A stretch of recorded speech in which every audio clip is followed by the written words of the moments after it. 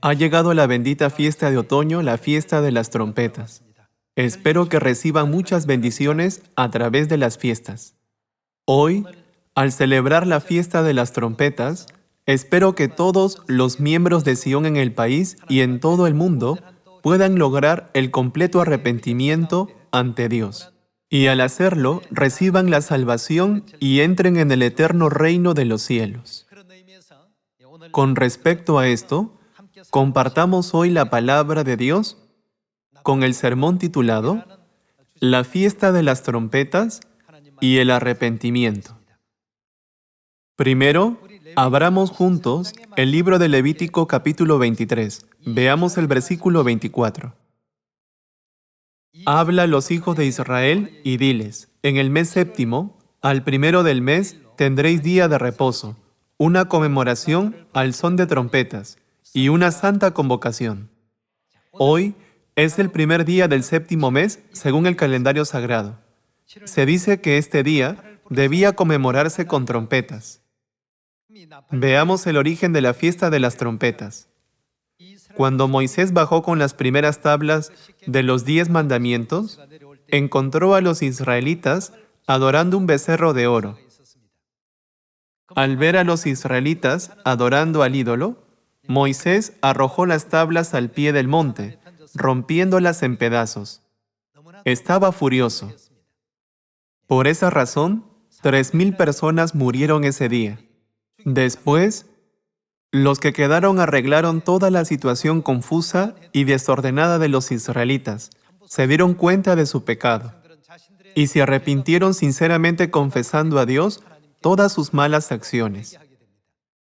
Luego, Dios ordenó a Moisés que subiera al monte Sinaí para recibir las segundas tablas de los 10 mandamientos en el primer día del sexto mes, según el calendario sagrado. Entonces, subió al monte Sinaí el primer día del sexto mes y ayunó nuevamente por 40 días. Moisés ayunó 40 días cuando recibió las primeras tablas de los 10 mandamientos y ayunó otros 40 días cuando recibió las segundas tablas. Después de ayunar 40 días, recibió los 10 mandamientos y descendió. Ese día fue el 10º día del séptimo mes, según el calendario sagrado. En el 10º día del séptimo mes, según el calendario sagrado, Dios expió todos los pecados de los israelitas. Por lo tanto, Dios estableció el 10º día del séptimo mes como el día de expiación. El día de expiación es dentro de 10 días, así que prepárense con un corazón arrepentido. Dios siempre hacía que su pueblo tocara las trompetas durante 10 días antes del día de expiación y que se arrepintieran de todos sus pecados que habían cometido todo el año y que los confesaran ante Él. Hoy, el primer día del séptimo mes, según el calendario sagrado, es la fiesta que Dios estableció con este propósito. El significado contenido en la fiesta de las trompetas es el arrepentimiento. Hace 2000 años, Jesús vino a la tierra y dijo: arrepentíos, porque el reino de los cielos se ha acercado. Debemos comprender que existe una relación inseparable entre el reino de los cielos y el arrepentimiento. Arrepentíos. En pocas palabras, si no nos arrepentimos, no podemos entrar en el reino de los cielos. ¿No significa esto que podemos entrar en el reino de los cielos que se nos acerca solo después de que nos arrepintamos? Mucha gente dice: no he hecho nada malo en mi vida. ¿De qué tengo que arrepentirme? Si no comprenden la situación espiritual, nunca podrán entender por qué es necesario el arrepentimiento para entrar en el reino de los cielos. La Biblia dice que todos nosotros éramos ángeles del cielo antes de venir a la tierra en forma humana. ¿Qué pasó en el cielo? cometimos pecados contra Dios. Fuimos arrojados a este mundo terrenal después de pecar en el cielo. Y ahora vivimos en forma humana. ¿No dice la Biblia que originalmente éramos hijos de Dios como los ángeles del cielo? La respuesta a la pregunta de cómo regresar al reino de los cielos es el arrepentimiento. Tenemos que arrepentirnos de los pecados que hemos cometido en la tierra. Sin embargo, definitivamente debemos asegurarnos de arrepentirnos de los pecados que cometimos en el cielo. Algunas personas pueden preguntar, ¿por qué debo arrepentirme? No he hecho nada malo. Veamos juntos el libro de Primera de Juan, capítulo 1, versículo 8. Si decimos que no tenemos pecado, nos engañamos a nosotros mismos, y la verdad no está en nosotros. Si confesamos nuestros pecados, Él es fiel y justo para perdonar nuestros pecados y limpiarnos de toda maldad. Si decimos que no hemos pecado, le hacemos a Él mentiroso, y su palabra no está en nosotros. Somos los ángeles que fueron expulsados a la tierra por los pecados que cometieron en el cielo. El hecho de que hayamos nacido en esta tierra prueba que somos pecadores, porque nadie más que un pecador puede vestirse de la carne. Descendimos a la tierra vistiendo la carne a causa de nuestros pecados. ¿Acaso no concedió Dios una vida limitada a toda la humanidad para que pudieran llevar una vida de arrepentimiento en esta tierra? Como está escrito en Primera de Juan capítulo 1 versículo 8. Si decimos que no tenemos pecado, nos engañamos a nosotros mismos, y la verdad no está en nosotros.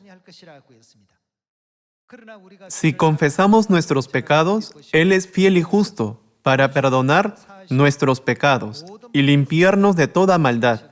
Si decimos que no hemos pecado, le hacemos a Él mentiroso, y su palabra no está en nosotros. Ya que Dios sabe todo nuestro pasado y toda nuestra vida en la tierra, ¿no es por eso que desea que nos arrepintamos rápidamente y volvamos al reino de los cielos? Por esa razón, la Biblia nos recuerda, si decimos que no hemos pecado, le hacemos a Él mentiroso, y su palabra no está en nosotros. Esta fiesta, que comienza con la fiesta de las trompetas y termina con el día de expiación, es una fiesta en la que Dios espera nuestro arrepentimiento. Sea por los pecados que cometimos en el cielo o en la tierra, los recordemos o no, arrepintámonos por completo y confesemos todos nuestros pecados ante Dios y entremos en el eterno reino de los cielos. Ahora veamos algunos testimonios sobre el arrepentimiento de los profetas. Vayamos al libro de Ezequiel. Ezequiel capítulo 18, versículo 30. Por tanto, yo os juzgaré a cada uno según sus caminos, oh casa de Israel. Dice Jehová el Señor, ¿qué debemos hacer? Convertíos y apartaos de todas vuestras transgresiones, y no os será la iniquidad causa de ruina. Echad de vosotros todas vuestras transgresiones, con que habéis pecado, y haceos un corazón nuevo, y un espíritu nuevo. ¿Por qué moriréis, casa de Israel? Porque no quiero la muerte del que muere. Dice Jehová el Señor, convertíos pues. Convertirnos se refiere a arrepentirnos. ¿Y qué haremos después de arrepentirnos? Y viviréis. Aquí, la Biblia y los profetas testifican que quienes no se arrepientan, morirán. Pero la forma de vivir se abrirá para los que lo hagan. En el versículo 30 dice, apartaos de todas vuestras transgresiones. Pase lo que pase, debemos apartarnos de todos nuestros pecados cometidos en la tierra o en el cielo. ¿Acaso Dios no vino a la tierra para permitirnos llevar una vida apartada del pecado? Si es así, veamos otra advertencia de Dios sobre el arrepentimiento en el libro de Salmos. Vayamos juntos al libro de Salmos, capítulo 7, versículo 12. Si no se arrepiente, él afilará su espada, armado tiene ya su arco, y lo ha preparado.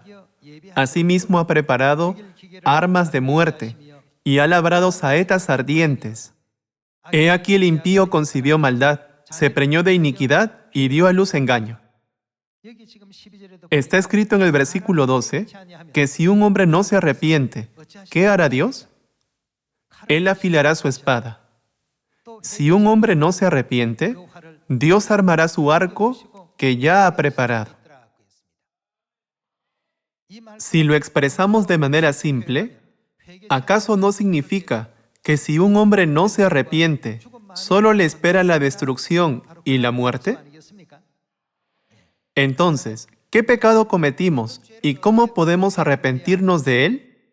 Primero, necesitamos encontrar el origen de nuestro pecado, que comenzó en el cielo. En Isaías capítulo 14, Dios nos da una idea del estado mental del primer criminal en el mundo angelical del cielo. A través de esto, tomémonos un tiempo para comprender nuestro propio estado espiritual, que ocasionó que fuéramos expulsados a este planeta Tierra. Y pensemos, ¿por qué Dios nos dio todas las reglas, estatutos y leyes del nuevo pacto? Veamos el capítulo 14, versículo 12. ¿Cómo caíste del cielo, oh lucero hijo de la mañana? Cortado fuiste por tierra, tú que debilitabas a las naciones. Tú que decías en tu corazón, subiré al cielo. En lo alto, junto a las estrellas de Dios, levantaré mi trono, y en el monte del testimonio me sentaré, a los lados del norte. Sobre las alturas de las nubes subiré, y seré semejante al Altísimo. El Altísimo es Dios, pero el lucero, hijo de la mañana, tuvo una mentalidad rebelde contra Dios, diciendo, seré semejante a Dios. En el versículo 15 está escrito, mas tú derribado eres hasta el Seol, a los lados del abismo. Se inclinarán hacia ti los que te vean, te contemplarán diciendo, ¿es este aquel varón que hacía temblar la tierra, que trastornaba los reinos, que puso el mundo como un desierto, que asoló sus ciudades, que a sus presos nunca abrió la cárcel? Todos los reyes de las naciones, todos ellos yacen con honra cada uno en su morada. Pero tú echado eres de tu sepulcro como vástago abominable, como vestido de muertos pasados a espada, que descendieron al fondo de la sepultura, como cuerpo muerto hollado. No serás contado con ellos en la sepultura, porque tú destruiste tu tierra, mataste a tu pueblo. No será nombrada para siempre la descendencia de los malignos. Aquí Dios explica la vida anterior del rey de Babilonia. Él trató de levantar su trono sobre Dios. ¡Qué deplorable! ¿Qué produjo su pecado al final? Como está escrito en Apocalipsis, ¿qué sucedió en el cielo? Hubo una guerra en el cielo. Satanás, que es comparado con el dragón, fue arrojado a la tierra con sus ángeles. Ellos cometieron el grave pecado de atentar contra el trono de Dios. Encontremos un versículo más en Ezequiel capítulo 28. Veamos Ezequiel capítulo 28, versículo 11.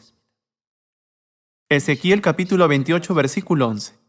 Vino a mí palabra de Jehová diciendo, Hijo de hombre, levanta endechas sobre el rey de Tiro, y dile, así ha dicho Jehová el Señor, tú eras el sello de la perfección, lleno de sabiduría y acabado de hermosura.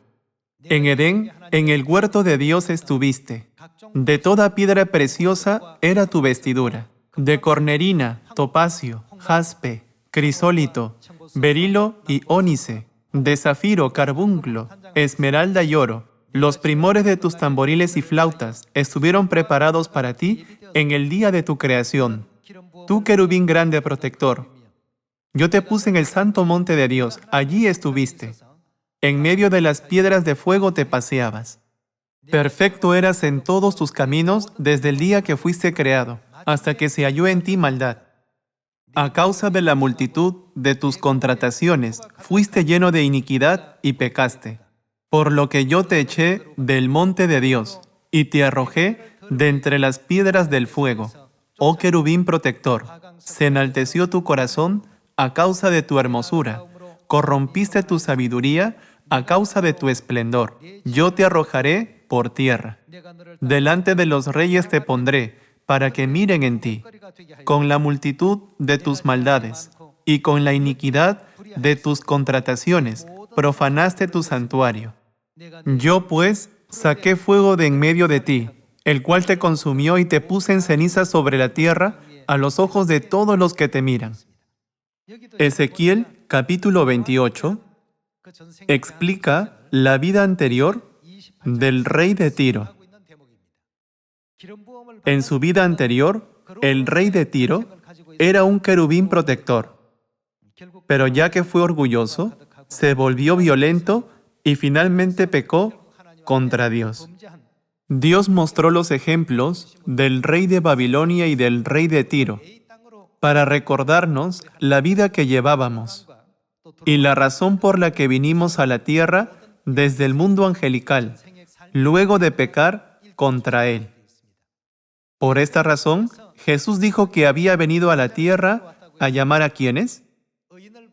Él dijo, no he venido a llamar a justos, sino a pecadores. ¿En dónde pecaron los pecadores?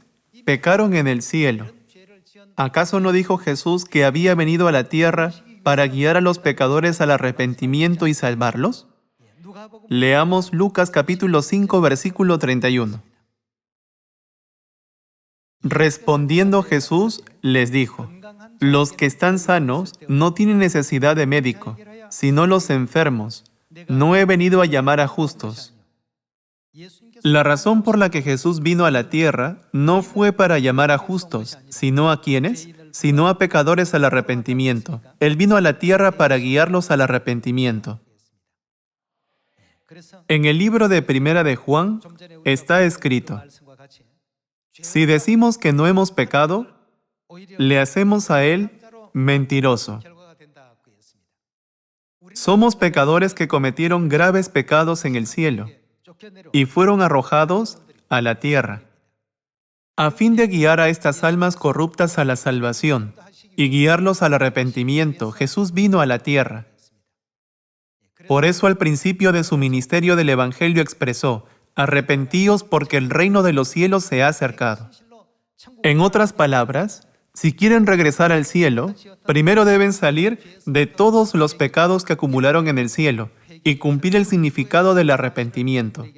¿No nos enseñó Jesús esto claramente? Entonces, ¿cómo podemos ser perdonados de todos nuestros pecados?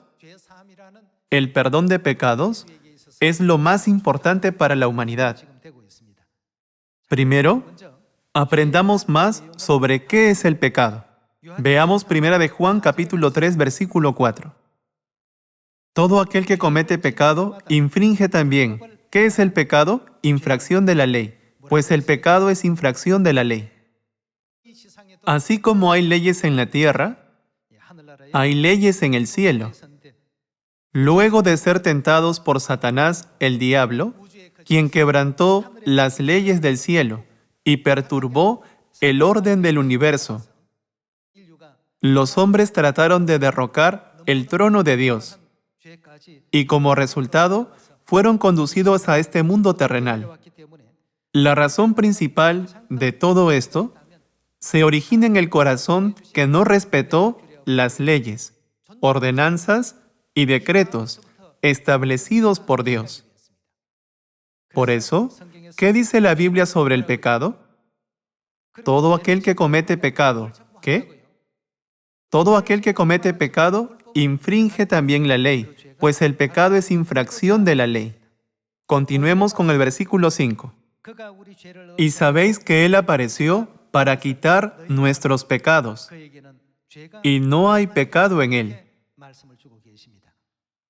Versículo 6. Todo aquel que permanece en Él no peca. Todo aquel que peca no le ha visto ni le ha conocido. Hijitos, nadie os engañe. El que hace justicia es justo como Él es justo. El que practica el pecado es ¿de quién?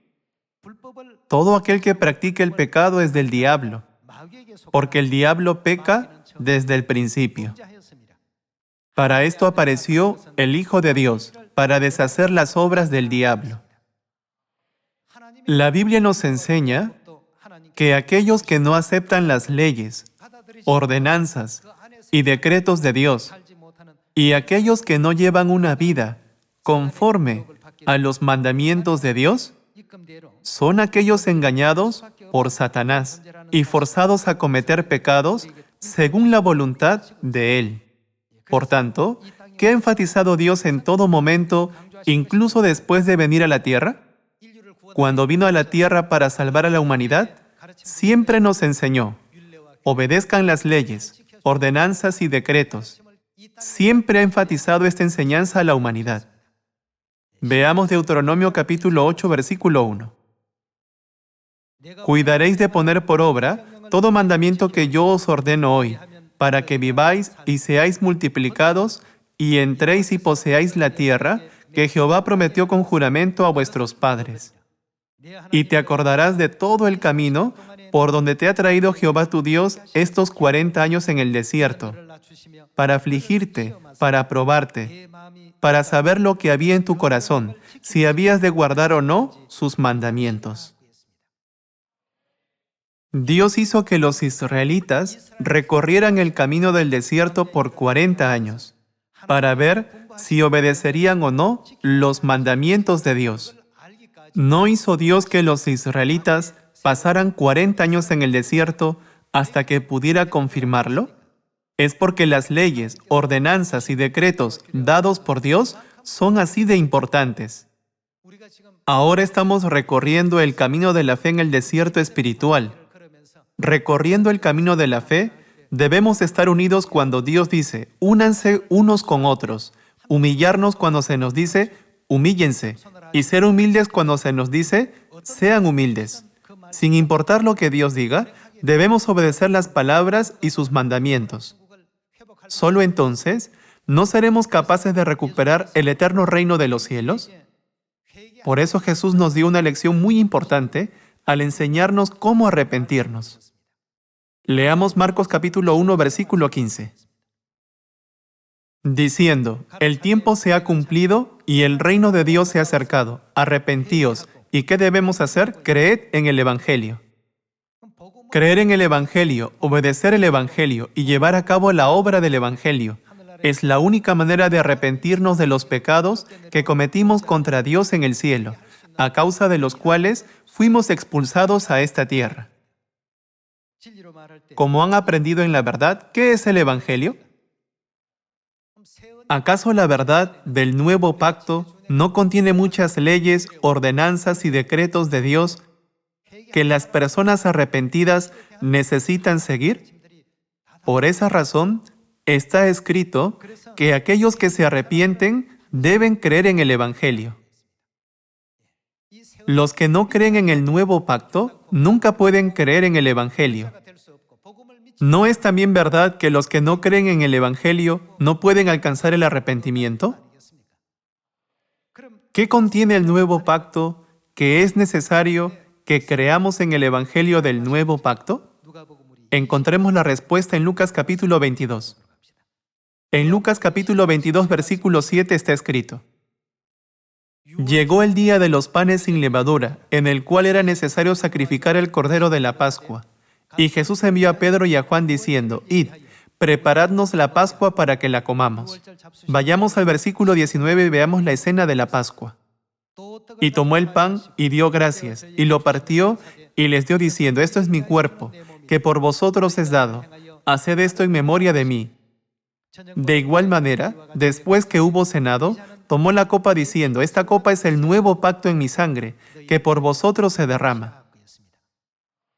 Aquí podemos ver que la muerte y el sacrificio de Jesucristo están contenidos en el nuevo pacto. El nuevo pacto es el Evangelio. Sin la sangre de Cristo, no podemos regresar al eterno reino de los cielos. Después de oír que pueden entrar en el cielo por la preciosa sangre de Jesucristo, algunos preguntan, ¿es suficiente con guardar la Pascua?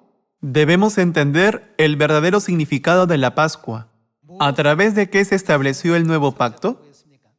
¿No dijo Jesús, este es el nuevo pacto en mi sangre?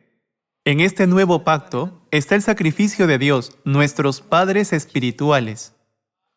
A causa de mis pecados, ¿quién fue sacrificado y asesinado? Nosotros, hijos de Dios. Debemos comprender esto y tenerlo en mente. Para garantizar que estas cosas no vuelvan a pasar jamás, ¿no deberíamos vivir alejados del pecado? Puesto que nuestros pecados han sido perdonados, nunca más volvamos a involucrarnos en el pecado. Para ayudarnos a entender todo esto, Dios estableció muchas leyes. En el Antiguo Testamento había ofrendas para el día de reposo, las ofrendas regulares, las ofrendas de las fiestas, las ofrendas de expiación por el pueblo, etc. Cada vez que se sacrificaba un animal, siempre era porque alguien había pecado. En nombre del pecado de la persona, un animal era asesinado. La pregunta es, ¿quién murió por nuestro pecado? Cuando comprendemos quién soportó el dolor y el sufrimiento de la muerte en lugar de nosotros, podemos arrepentirnos sinceramente de todos nuestros pecados. Debemos entender con claridad qué mensaje trata de transmitirnos la verdad del nuevo pacto.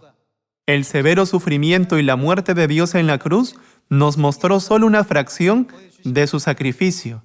Nosotros, hijos de Dios, debemos entender plenamente cuánto sufrimiento está contenido en él y debemos vivir sin involucrarnos en ningún tipo de pecado, a fin de entrar en el cielo, en la salvación, a través de esta fiesta de otoño.